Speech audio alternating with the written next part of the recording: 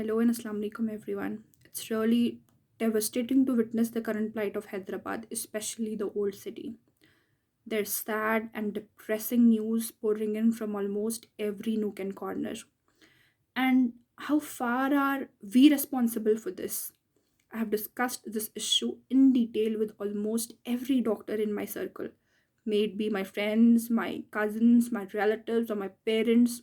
All of them have got one common say. I'm here to pass on their message and I request you all to kindly implement this and create awareness amongst people. भले ही ये video थोड़ी सी long हो जाए, मेरी आप सबसे गुजारिश है कि इन बातों पर ज़रूर तवज्जो दें। जिनके पास गाइडेंस है वो तो है ही, लेकिन जिनके पास नहीं है, अगर हम उनमें से किसी एक की भी मदद कर पाते हैं तो that is the biggest achievement at the moment. As we all know, मौत तो बरहक है, हयात मौत बेशक सब कुछ अल्लाह के हाथ है, लेकिन इस वबा से बचना, एहतियात करना और इसका इलाज करवाना हम पर फ़र्ज़ है।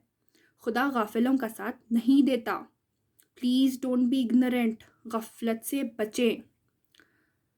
Firstly, I would like to request, I'm saying this based on my personal experiences and instances, अगर किसी को किसी भी तरह का माइल्ड सिम्टम महसूस हो तो फॉर गॉड सेक इस बीमारी को ना छुपाएं।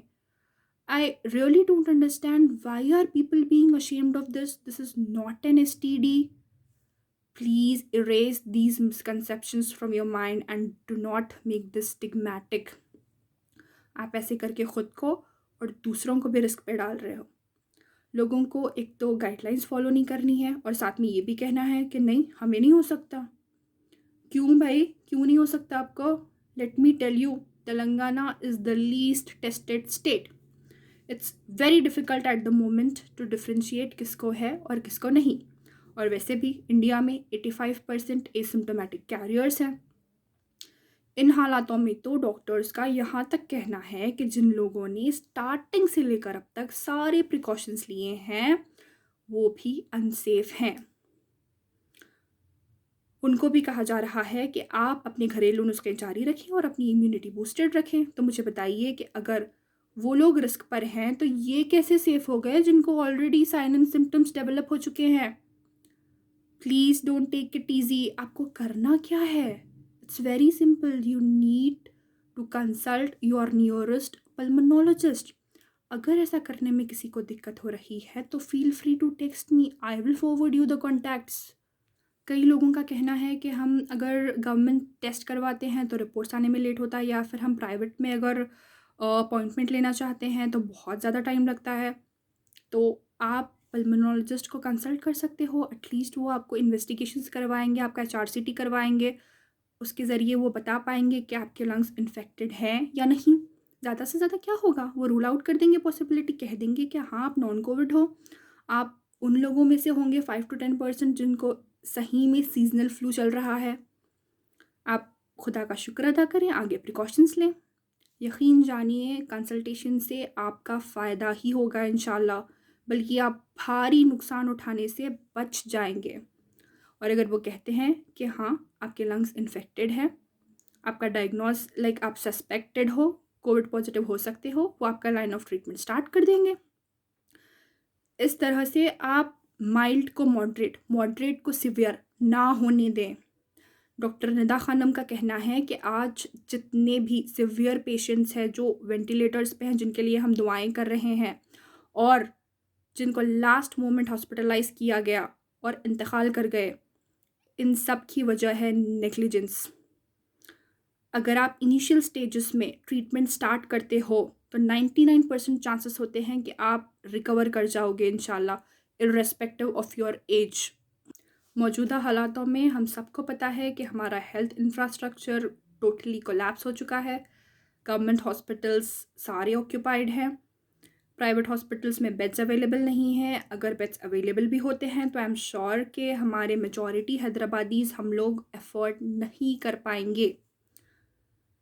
इन सर्कमस्टांसिस में हम अपनी जान हथेली पर लेकर गवर्नमेंट का इंतज़ार नहीं कर सकते कि वो कोई और अल्टरनेटिव एडजस्ट करें या फिर किसी और प्राइवेट हॉस्पिटल को इजाज़त दें।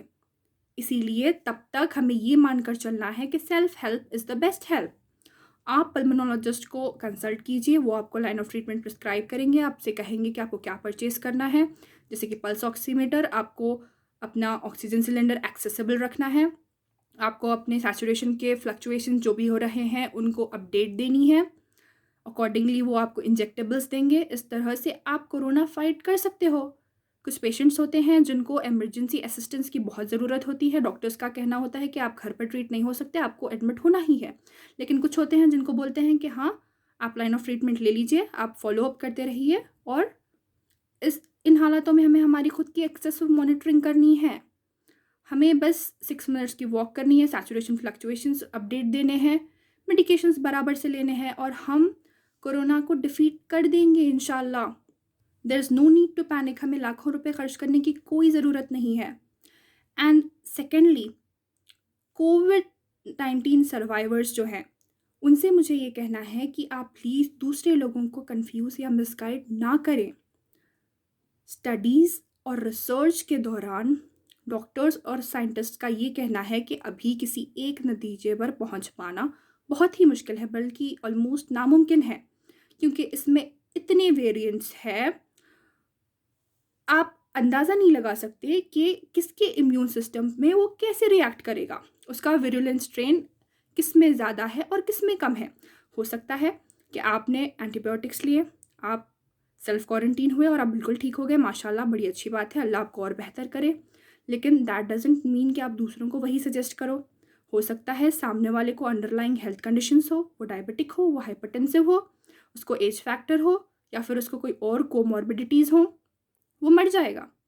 इन हालातों में किसी और की बात पर प्लीज़ भरोसा ना करें जब तक आप प्रोफेशनल एडवाइस ना लें। साइटोकाइन स्टॉर्म, हैप्पी हाइपोक्सिया, किसी का तो सिम्टम्स भी नहीं होते हैं लेकिन सैचुरेशन गिरता है। इतने सारे वेरिएंट्स हैं। Doctors know what they are going through at the moment. तो हमें चाहिए कि हम और प्रॉब्लम्स ना बनाएं, खुद से कोई चीज़ अज्यूम ना करें और ना ही कोई एक्सपेरिमेंट करे किसी किस्म का। ज़रूरी नहीं है कि कोविड-19 हर एक की बॉडी में सेम रिएक्शन दिखाए। एंड थर्डली, जो heart attacks and cardiac arrest आजकल पीक पर हैं, लोगों को समझना चाहिए कि it is secondary to Covid.